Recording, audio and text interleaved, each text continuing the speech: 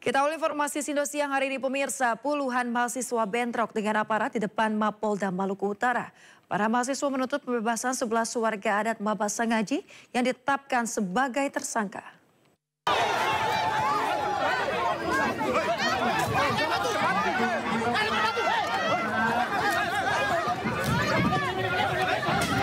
Kericuhan terjadi saat aparat kepolisian Polres Ternate, Maluku Utara berupaya menenangkan massa aksi yang akan beraksi menuju pintu masuk Mapolda Maluku Utara.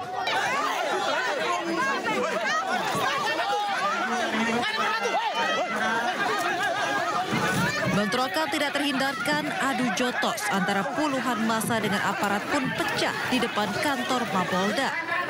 Bentrokan menyebabkan salah satu mahasiswa mengalami luka di bagian pelipis.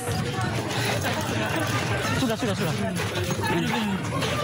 Massa aksi sendiri menuntut pembebasan 11 warga adat Mabasangaji yang ditetapkan tersangka oleh Polda Maluku Utara atas tuduhan premanisme di lokasi tambang PT Position Halmahera Timur yang telah menyerobot lahan adat sehingga warga menuntut ganti rugi lahan. Kehadiran kami di jilid ketiga Aliansi Masyarakat Mabasangaji itu mendesak 11 masyarakat adat Mabasangaji bebas tanpa syarat, itu poinnya. Dan kami ingin menyampaikan kepada pihak kepolisian bahwa tindakan represivitas kami akan mengecam keras soal tindakan represivitas yang kemudian dilakukan oleh terhadap masyarakat Aliansi Mabasangaji itu sendiri. Kalau sampai penyidik sudah bisa menetapkan sebagai tersangka, berarti sudah dua alat bukti yang dikantongi, unsur juga terpenuhi. Kalau memang mereka merasa bahwa penetapan tersangka itu ada kesalahan, ajukan pra peradilan, bukan seperti ini caranya. Usai bentrokan, massa kembali melanjutkan aksi dan kembali dibubar paksa oleh aparat lantaran sudah melewati waktu.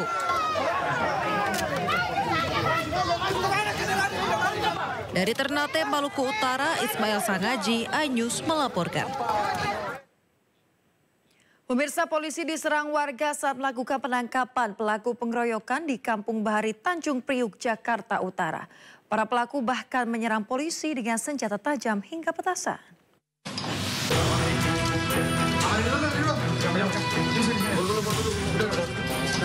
Satuan Reskrim Polres Jakarta Utara melakukan penangkapan pelaku pengeroyokan terhadap seorang pria di kawasan Kampung Narkoba, Kampung Bahari, Tanjung Priuk. Polisi mendapat perlawanan dari sekelompok warga dengan menggunakan senjata tajam, batu, dan petasan. Anggota polisi terdesak, terpaksa melepaskan tembakan gas air mata.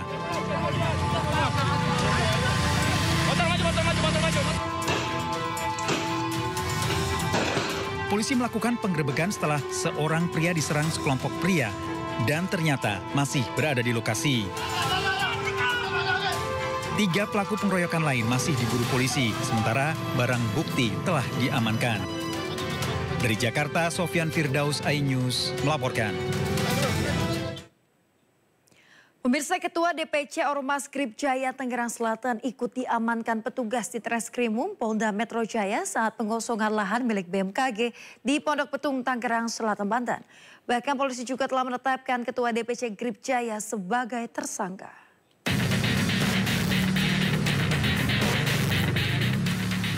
Inilah detik-detik Ketua DPC Ormas Grip Jaya berinisial MYT saat digelandang petugas Subdit Resmob di Treskrimum Polda Metro Jaya. Penangkapan MYT terjadi saat bersamaan dengan proses pengosongan lahan milik BMKG oleh polisi di kawasan Pondok Betung, Tangerang Selatan. Diketahui saat ini MYT telah ditetapkan sebagai tersangka dalam kasus penguasaan lahan tanpa hak oleh penyidik Polda Metro Jaya. Selain MYT, penyidik Polda juga telah menetapkan 1 orang lainnya sebagai tersangka dengan inisial Y bin KTY yang merupakan ahli waris. Dari Jakarta, Helmi Sajangbati melaporkan. Pemirsa, polisi menangkap 2 anggota ormas di Temanggung lantaran memeras warga. Tidak tanggung-tanggung, keduanya melakukan pemerasan hingga 250 juta rupiah.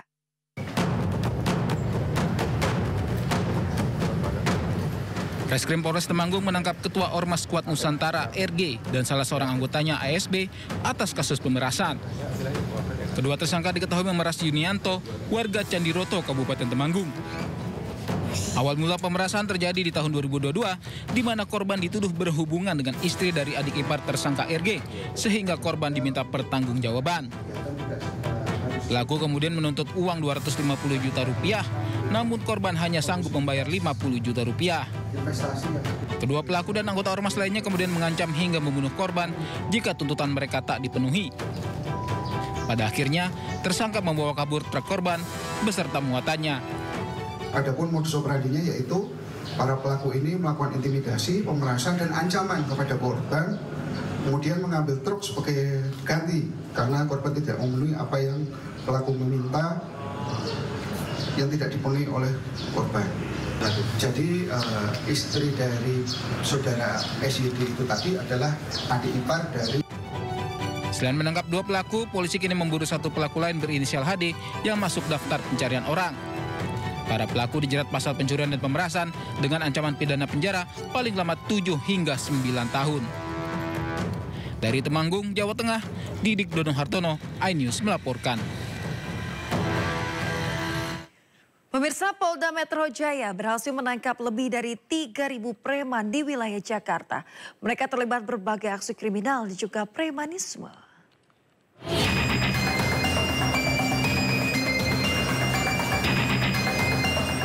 3.599 orang diamankan Polda Metro Jaya selama 15 hari operasi Brantas Jaya. Mereka diamankan lantaran terlibat berbagai aksi premanisme di wilayah Jakarta. Dari seluruh preman yang ditangkap, beberapa di antaranya dibina dan ratusan lainnya ditetapkan sebagai tersangka. Dalam operasi Brantas Jaya 2025, Polda Metro Jaya total menangani 251 kasus. Terkait aksi premanisme berkedok ormas, Polda Metro Jaya mengamankan 56 orang.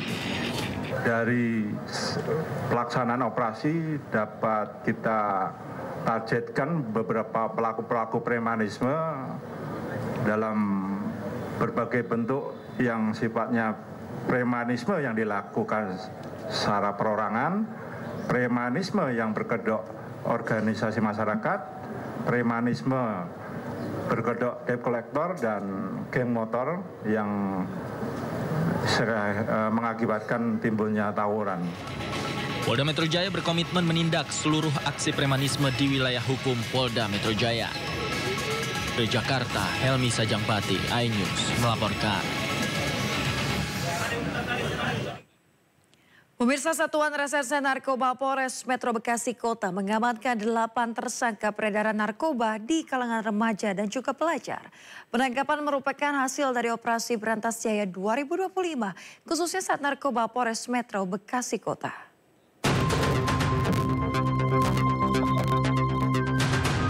Dalam operasi Brantas Jaya 2025, Polres Metro Bekasi Kota berhasil mengamankan para pelaku pengedar ganja dan juga obat-obatan terlarang di wilayah Kota Bekasi, Jawa Barat. 8 tersangka yang diringkus, 6 diantaranya merupakan pengedar narkoba jenis obat-obatan ke kalangan remaja hingga pelajar. Sementara 2 tersangka lain merupakan pengedar ganja. Polisi juga mengamankan barang bukti ganja seberat 3 kg. Sementara obat keras atau obat-obatan berbahaya diamankan 23.000 butir, hasil penggerebekan di 6 lokasi. Ini sekali lagi, ini adalah kerja keras kita bersama dalam rangka untuk menekan peredaran daripada obat-obat berbahaya dan juga peredaran ganja yang ada di kita, khususnya yang di Bekasi Kota. Oke, terima kasih.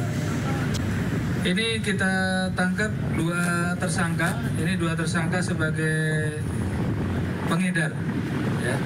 2 tersangka pengedar kita amankan, kemudian masih ada lagi yang kita kembangkan kaitan dengan ganja tersebut. Selain mengamankan 8 tersangka, tim Res Narkoba Polres Metro Bekasi Kota juga masih memburu para pelaku lainnya. Guna mempertanggungjawabkan perbuatannya, para pelaku terancam penjara maksimal 20 tahun penjara. Dari Bekasi, Jawa Barat, Rahmat Hidayat, iNews melaporkan. Pemirsa, pasca viralnya video pengerusakan Stadion GBLA Bandung, Gubernur Jawa Barat Deddy Mulyadi sudah meminta kepada pihak Polrestabes untuk menangkap pelaku pengerusakan. Selain itu, Deddy Mulyadi juga menyayangkan ada puluhan oknum bobotoh yang melakukan pengerusakan.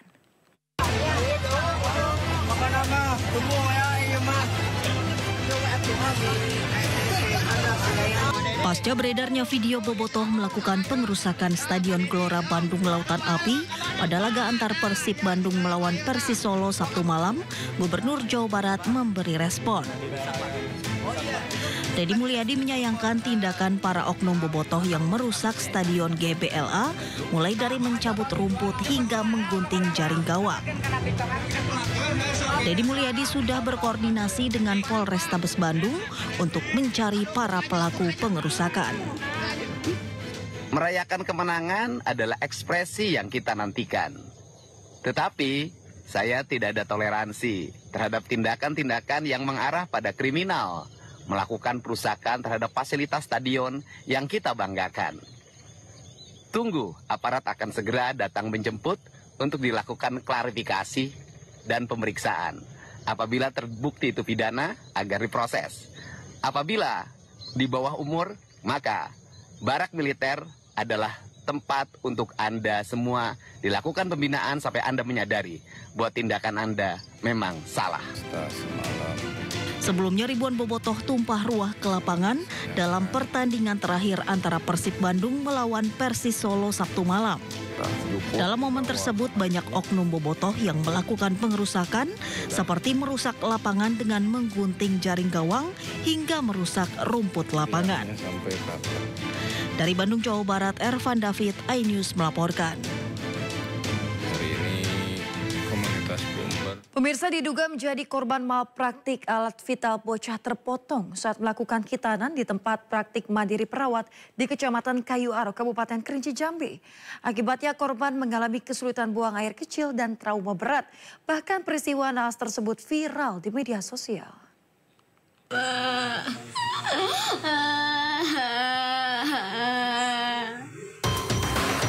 BAI, bocah 10 tahun ini hanya bisa menangis histeris usai alat kelaminnya terpotong saat melakukan khitan di tempat praktek mandiri perawat Desa Sangir, Kecamatan Kayu Aro, Kabupaten Kerinci, Jambi. Akibat peristiwa ini, bocah kelas 5 sekolah dasar ini pun mengalami kesulitan membuang air kecil dan mengalami trauma berat, bahkan hampir setiap waktu selalu menangis kesakitan. Keluarga telah membawa korban ke rumah sakit di Sumatera Barat dan telah dilakukan 5 kali tindakan operasi. Namun dokter menyatakan alat kelamin korban yang terpotong tidak bisa disambung lagi dan hanya bisa dibuatkan saluran kencingnya.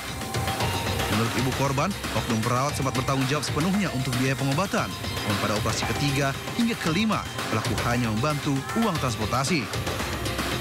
Anak saya menangis saat disunat. Setelah disunat, pendarahannya tidak mau berhenti. Setelah diulang-ulang lagi, buat jahitnya sudah 2 kali, tapi tetap pendarahannya aktif. Perawatnya baru menyampaikan bahwa terjadi kesalahan. Bilangnya kepala penisnya kesayang dikit.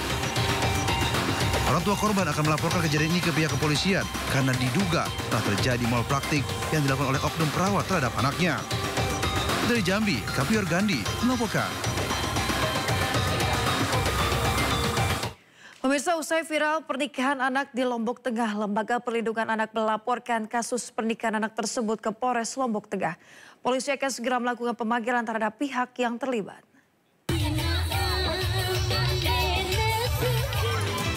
Heboh sepasang remaja menikah di Dusun Petak Praya Tengah, Lombok Tengah. Pengantin pria baru berusia 16 tahun, sementara pengantin wanita 14 tahun. Ironisnya, kedua mempelai terlihat menikmati semua rangkaian prosesi pernikahan. Sementara itu, pemerintah desa mengaku tidak memiliki pilihan lain lantaran didesak oleh 2 keluarga pengantin. Kedua keluarga sepakat untuk menikahkan mereka dengan pertimbangan adat dan agama. Sementara orang tua tidak menerima, kita harus berbuat apa? Tentu kita berusaha mencari solusi. Dan menurut apa istilahnya, kita konsultasi dengan masyarakat, memang ini harus dinikahkan. Akan kami tindak lanjuti, nanti informasi berapa orang, keterlibatan seperti apa, nanti menunggu hasil pemeriksaan lebih lanjut. Yang jelas pengaduan yang kami terima akan segera kami tindak lanjuti. Kasus pernikahan dini menjadi perhatian banyak pihak, termasuk Lembaga Perlindungan Anak NTB yang telah melaporkan semua pihak terlibat ke polisi. Dari Lombok Tengah, Emma Widiawati, iNews melaporkan. Sementara itu pemirsa, Wakil Menteri Pemberdayaan Perempuan dan Perlindungan Anak menyayangkan terjadinya pernikahan anak di Lombok. Pasalnya batas minimal usia perkawinan menurut undang-undang adalah 19 tahun.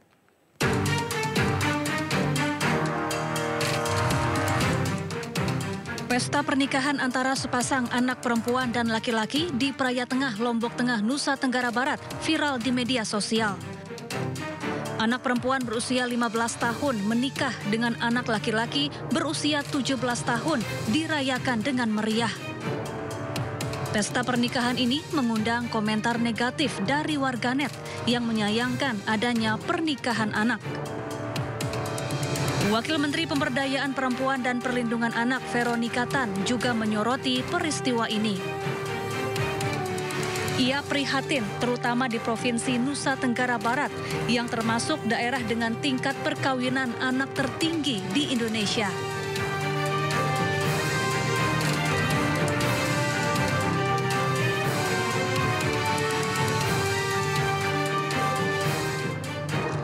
Apalagi berdasarkan Undang-Undang Nomor 16 Tahun 2019 tentang perkawinan, batas minimal usia pernikahan adalah 19 tahun, baik bagi pengantin perempuan maupun laki-laki. Sementara itu, polisi dan Lembaga Perlindungan Anak Kota Lombok sedang menyelidiki pernikahan anak yang terjadi di daerahnya. Pihaknya juga akan memeriksa kondisi psikologis pengantin anak. Tim Liputan iNews melaporkan. Kita beralih ke informasi lain pemirsa, sampah di TPA Sumur Batu, Bantar Gebang, Kota Bekasi, Jawa Barat sudah overload. Pemerintah Kota Bekasi berencana memperluas pembukaan lahan baru untuk membuang sampah yang mencapai 1.800 ton per harinya. Pemirsa, permasalahan sampah di TPA Sumur Batu, Bantar Gebang, Kota Bekasi, Jawa Barat masih terus terjadi. Lahan yang ada saat ini belum mampu menampung 1.800 ton sampah per hari yang dibuang ke TPA Sumur Batu. Akibatnya TPA Sumur Batu mengalami overload dan juga rawan longsor. Selain itu pemirsa, rusaknya sejumlah alat berat yang digunakan untuk operasional membuang sampah juga menghambat proses pembuangan sampah di TPA Sumur Batu, hingga membuat antrean panjang truk sampah terjadi. Untuk mengatasinya, Pemkot Bekasi mengalokasikan dana 200 miliar rupiah dan berupaya memperluas lahan setidaknya 10 hektar setiap tahunnya dan membuat lahan baru untuk metode sanitary landfill. Sudah berkoordinasi dengan pemerintah DKI, Pak Gubernur, Pak Pram, saya kira sudah memberikan satu sinyal apa yang kemudian hal-hal yang dibutuhkan oleh pemerintah Kota Bekasi. Mudah-mudahan salah satunya adalah kita meminta juga tambahan alat berat dan juga truk pengangkut untuk membantu kinerja dari TPST Sumur Batu yang milik pemerintah Kota Bekasi. 2 ton sabu asal Thailand berhasil digagalkan tim gabungan di Kepulauan Riau. Petugas menangkap 6 tersangka, 2 diantaranya warga negara Thailand. Kapal yang diduga target menghentikan mesinnya. Berdapat.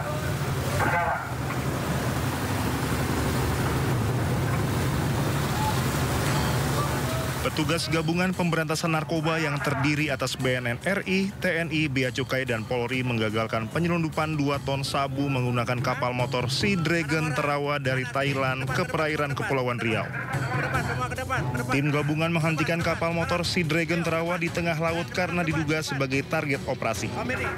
Saat menggeledah kapal ini, petugas pun menemukan barang bukti narkoba senilai hampir 2 ton di area mesin kapal dan kompartemen depan.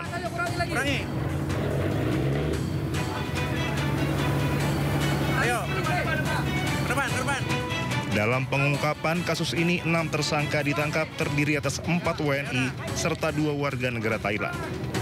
Para tersangka terancam maksimal hukuman mati atau pidana seumur hidup. Hati-hati. Izin kemenangan, ini TSK kita pindahkan ke kapal BC Operasi tim gabungan ini menyelamatkan 8 juta jiwa anak bangsa dari potensi penyalahgunaan narkotika dan mencegah potensi perputaran uang di masyarakat untuk pembelian narkotika kurang lebih 5 triliun rupiah.